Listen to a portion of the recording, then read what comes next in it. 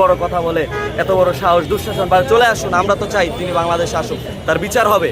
তিনি 2013 সালে জামাতের মানুষগুলোকে কিভাবে মেরেছে, হেফাজত ইসলামের মানুষগুলোকে মেরেছে, 2024-এ ছাত্রদের বুকে গুলি চালিয়েছে, এত বড় স্পর্ধা সে কোথা থেকে পাচ্ছে? আমরা ছাত্র জনতা তার বিচার চাই। এবং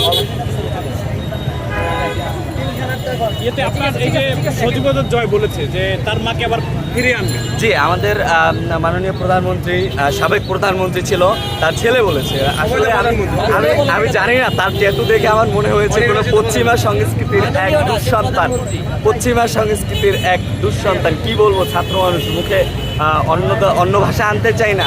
হ্যাঁ, দৈনিক এর আগে ছিল পলক, পলকে পলকের রূপ বদলায়, এখন আসছে জয়, জয় পলকে পলকে মুখের ভাষা বদলায়।